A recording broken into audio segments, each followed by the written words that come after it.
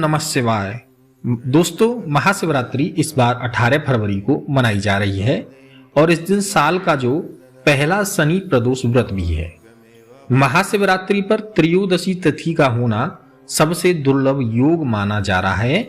इस दिन शनिवार होने की वजह से यह साल का पहला शनि प्रदोष व्रत होगा।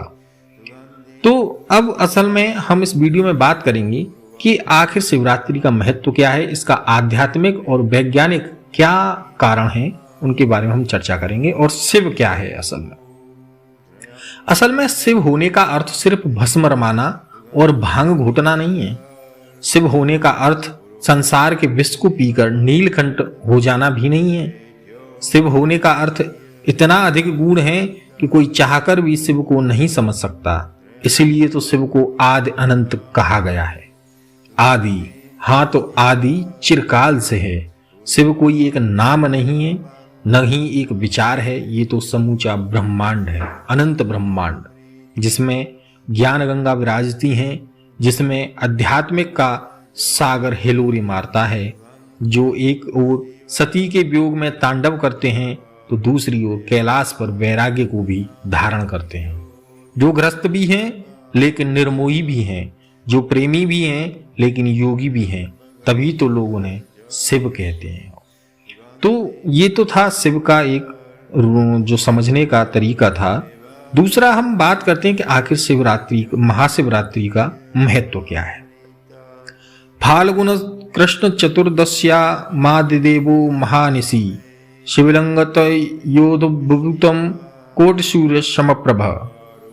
ईशान संहिता की इस श्लोक के अनुसार ज्योतिर्लिंग का जो प्रादुर्भाव होने से यह पर्व महाशिवरात्रि के रूप में मनाया जाता है। इस व्रत को सभी करते ही हैं। ये व्रत राज के नाम से भी विख्यात है। शिवरात्रि यमराज के शासन को मिटाने वाली है और शिवलोक को देने वाली है। शास्त्रोक्त विधि में से जो जागरण सहित उपवास करते हैं, उन्हें ऐसा शास्त्रों में वर्णन है कि उन्हें मोक्ष की प्राप्ति होती है।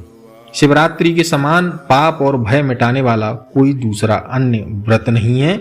इसके करने मात्र से हर तरह के पाप खत्म होने का शास्त्रों में वर्णन किया गया है। महाशिवरात्रि के रहस्य के बारे में बात करें तो फाल्गुन कृष्ण पक्ष की चतुर्दशी तिथि में चंद्रमा सूर्य के समीप रहता है। अतः वही समय जीवन रूपी चंद्रमा का शिव रूपी सूर्य के साथ योग मिलन होता है।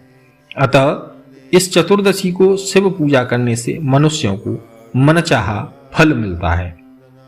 शिवरात्रि पर्व भगवान शिव के दिव्य अवतरण का मंगल सूचक है। उनके निराकार से साकार रूप में अवतरण की रात्रि ही महाशिवरात्रि कहलाती है। शिव हमें काम, क्रोध, लोभ, मोह, मत्सर आदि विकारों से मुक्त करके परम सुख, शांति एवं ऐश्वर्य की जो प्रदान करने की कृपा बरसाते हैं। अब इसमें महत्वपूर्ण ये है कि आखिर उपवास जो है में रात्रि जागरण क्यों किया जाता है। ऋषि मुनियों ने समस्त आध्यात्मिक अनुष्ठानों में इस महाशिवरात्रि के जो व्रत को महत्वपूर्ण माना है। विषया विनिर्वंतन्ते निराहार देनः कि इसके अनुसार उपवास विषय निवृत्ति का अचूक साधन है।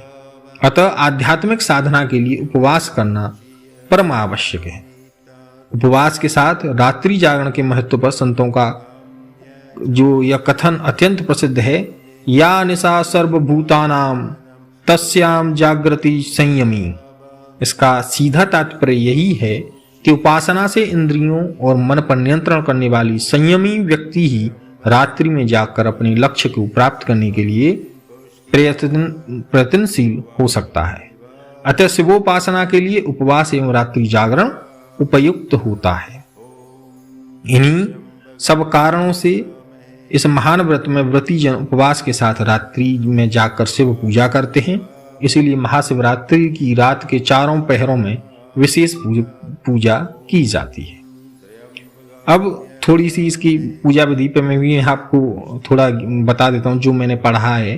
वो ये है कि शिव पुराण में के अनुसार व्रती पुरुष को प्रातःकाल उठकर स्नान संध्या कर्म निवृत्त होने पर मस्तक एवं भस्म का तिलक और गले में रुद्राक्ष माला धारण कर शिवालय में जाकर शिवलिंग का विधि पूर्वक पूजन कीजिए। इसके पश्चात इसमें श्रद्धा पूर्वक व्रत का संकल्प लेना चाहिए, जिसमें मैं जो श्लोक बोल रहा हूं उसको आप बोल सकते हैं। शिवरात्रि व्रतम हो तत करष्ये हम महाफलम निर्विघ्नमस्तु से चात्र त्वत्प्रसादा जगतपते, यह कहिए और पुष्प आदि जल आदि को छोड़ने के पश्चात यह इस श्लोक को आप पढ़ सकते हैं।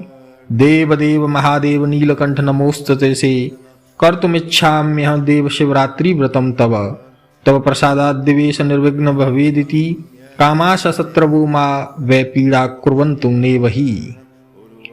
हे देव महादेव नीलकंठ, आपको नमस्कार।